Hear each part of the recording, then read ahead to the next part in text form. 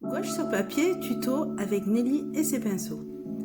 Pour ce tuto, vous aurez besoin de gouache verte, blanche, bleu céruléum, jaune primaire et un orangé, un pinceau rond, langue de chat et un biseauté, une palette, de l'eau et du papier. Je vais réaliser pour vous une gouache d'un paysage, d'un champ avec au premier plan des marguerites. Je me sers souvent de mon papier comme palette. Donc je presse mon tube de blanc sur le haut du tableau et du bleu céruléum. Je trempe mon pinceau, j'ai choisi le pinceau langue de chat car j'aime bien, il permet d'étaler et de mélanger la peinture de manière confortable. Il faut tout le temps que votre pinceau soit légèrement humide mais pas détrempé pour ne pas dénaturer votre gouache. La gouache doit être légèrement pâteuse et elle vous permet de réaliser des fondus. J'aime les ciels assez clairs, donc je mets plus de blanc que de bleu. Pour ce travail, j'ai tracé un cadre pour donner un petit look à la gouache. Mais par moment, je vais choisir de sortir de ce cadre.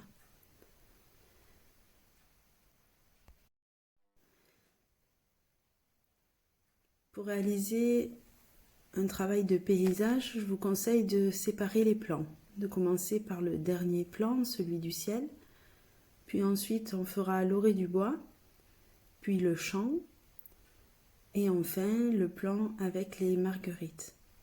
Donc là, nous réalisons la partie ciel. C'est la partie la plus longue, je dirais, car il faut bien faire les fonds, bien faire les nuances. Et il faut le finir totalement, car on ne pourra plus revenir sur ce dernier plan. Lorsque vous utilisez le pinceau langue de chat, n'hésitez pas à régulièrement le tourner et pensez à humidifier votre pinceau. Vous tournerez le pinceau pour pouvoir décharger les deux côtés de celui-ci. N'hésitez pas à étirer votre gouache pour pouvoir créer les mélanges. Lorsque vous voulez faire quelque chose de fin, n'hésitez pas à utiliser la tranche du pinceau plutôt que la pointe. Je me permets d'accélérer la vidéo en vitesse x2 afin de pouvoir passer à l'étape suivante. Là, je choisis de sortir du cadre en utilisant une couleur plus foncée pour réaliser un petit nuage dans l'angle droit de ma création. Lorsque vous mettez trop de peinture, vous n'hésitez pas à décharger celle-ci dans votre partie palette comme je viens de le faire. Là, je suis en train donc de faire le nuage que je veux localiser sur la partie droite et je sors du cadre. Lorsque vous travaillez un passage, n'hésitez pas à rester un petit peu sur place et bien travailler votre peinture afin qu'elle se pose bien sur votre papier. Mouillez régulièrement votre pinceau pour que la gouache ne sèche pas trop vite et que vous puissiez régulièrement retravailler vos zones et ainsi créer des nuances. Je vais venir travailler le bas de mon encadrement pour visualiser la partie encadrée de ma gouache.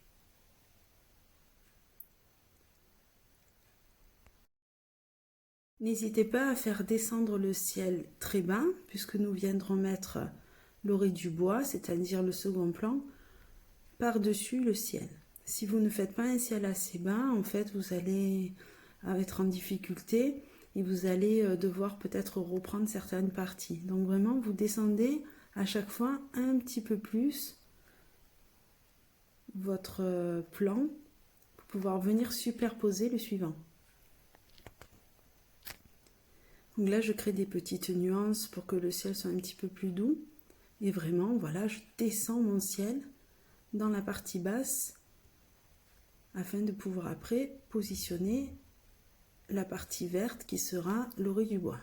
Donc je presse un peu de gouache jaune sur ma palette Je change de pinceau, je choisis de le faire avec un pinceau rond. Je prends du vert sorti du tube et je vais l'appliquer pour créer la partie orée du bois. Je positionne de la végétation pour créer des buissons sur cette partie-là.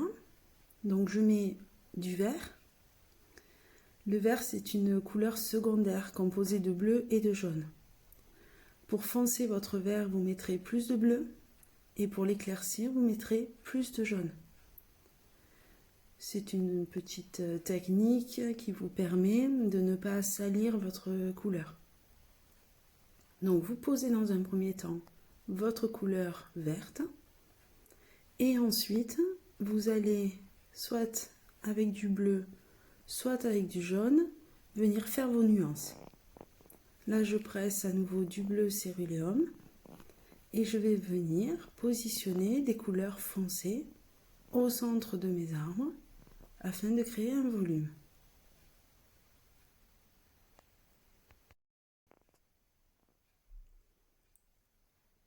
Et ensuite, je prends la couleur jaune pour venir éclaircir le haut de mes arbres pour créer la lumière. On va ensuite revisualiser la partie horizon en traçant notre champ et en créant un nouveau plan. Donc on vient à cheval sur la partie buisson et sur la partie ciel. Je reprends mon vert sorti du tube et je le positionne quand même en dessinant pour créer un petit peu une perspective, ce qu'on appelle la perspective atmosphérique. C'est-à-dire que vous allez éclaircir un peu sur le devant et foncer sur certaines zones afin de créer une profondeur. Je suis repartie avec mon pinceau langue de chat qui me permet de faire des aplats et de remplir plus rapidement cette zone. Comme l'orée du bois, vous allez utiliser le vert sorti du tube, vous l'éclaircirez avec le jaune et vous le foncerez avec le bleu. Moi, j'ai choisi d'éclaircir le premier plan, vraiment la partie qui est devant sur la composition, et j'ai choisi de foncer la partie orée du bois. Lorsque vous avez fini ce plan, vous allez un peu plus détailler ce champ.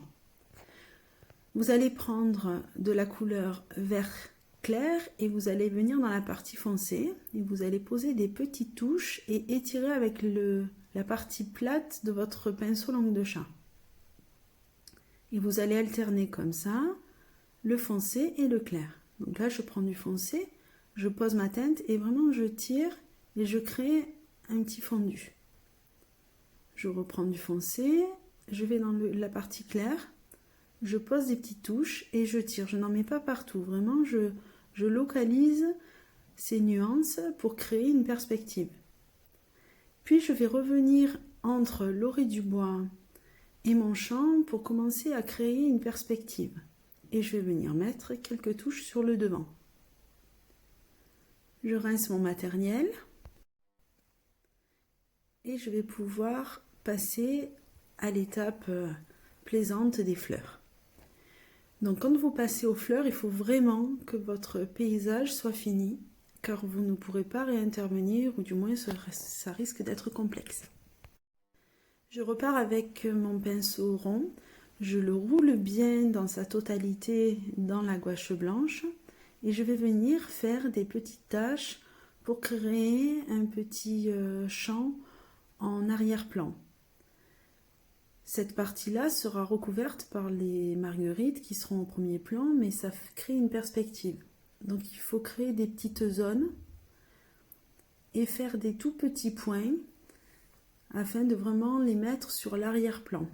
Vous allez situer ces fleurs à peu près dans le milieu, on va dire, de la partie champ. Quand vous avancez sur le devant, vous faites des touches un petit peu plus grosses pour donner l'effet de perspective. Donc au plus vous êtes au loin, au plus c'est petit, et au plus vous allez devant et à droite, au plus vous grossissez votre touche. vous allez commencer à former quelques marguerites en croisant votre pinceau.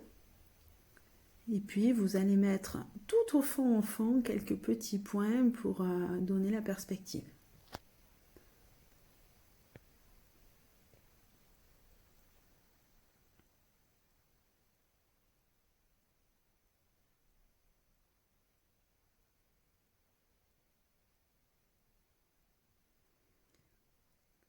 Là, vous allez pouvoir commencer à faire des fleurs de plus en plus grosses. Donc je reste sur le devant et je commence à former mes marguerites. J'ai pris un pinceau rond, un petit peu plus nerveux, pour pouvoir vraiment poser ma gouache. Donc à chaque fois, je reprends bien de la gouache bien blanche.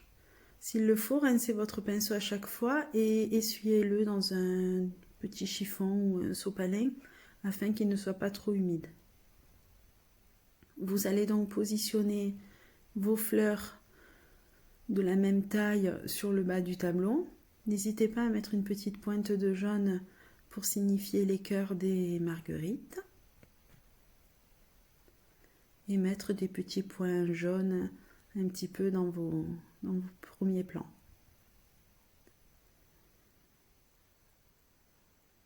Ensuite, je vais commencer à positionner les tiges des marguerites qui sont vraiment sur le devant. Donc ce plan-là, il faut qu'il soit parfaitement réalisé avant de passer au plan que nous allons réaliser maintenant. J'ai pris un pinceau biseauté que je vais utiliser sur la tranche et qui va me permettre de réaliser les tiges de mes marguerites. Pour cela, il faut que vous créez un premier plan. Pour qu'il devienne premier plan, il faut que vous partiez du ciel et que vous arriviez à la base basse de votre création, c'est-à-dire vraiment tout en bas.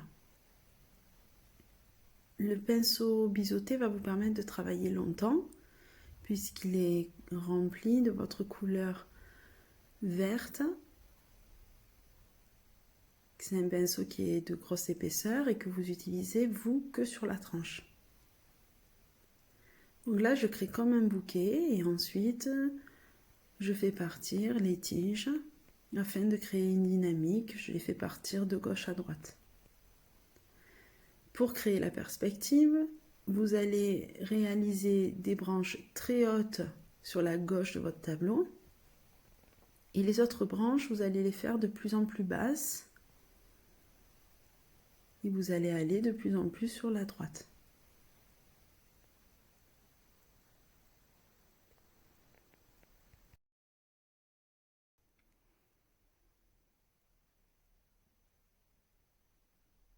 Après avoir positionné les tiges, vous allez pouvoir reprendre votre pinceau rond et réaliser des marguerites.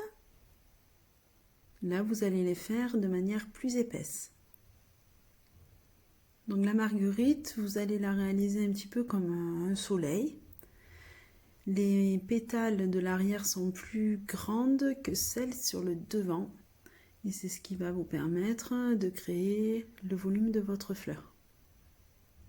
Par moment, vous aurez besoin de revenir travailler vos tiges afin que les marguerites aient cet effet de devant, derrière, que toutes les marguerites ne soient pas au même plan.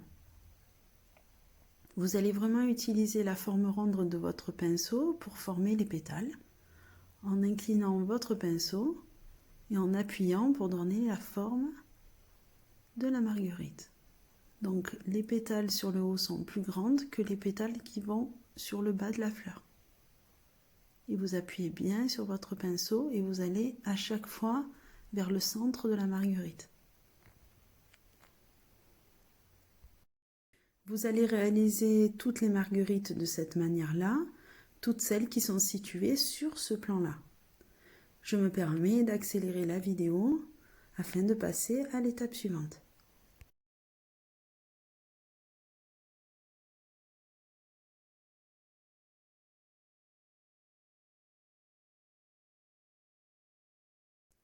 Vous allez pouvoir maintenant réaliser les marguerites qui sont vraiment au tout premier plan. Pour cela, vous allez vraiment faire le même travail, mais 3 fois plus grand. Donc vous allez toujours positionner votre gouache tout à fait propre, avec un pinceau propre, avec votre pinceau rond, et vous allez laisser le pinceau poser la touche. Vous allez partir à chaque fois du centre ou de l'extérieur, mais en tout cas, vous allez à chaque fois revenir vers le cœur de la fleur.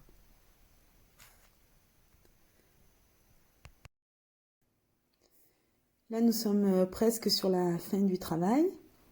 Il va nous rester à donner du détail en faisant les cœurs des marguerites. Pour cela, vous pouvez prendre votre jaune et mettre un tout petit peu de blanc et venir poser des petits points à chaque fois sur le centre de votre marguerite. Pour cette étape, j'utilise le petit pinceau rond et vraiment, je n'oublie aucun des cœurs.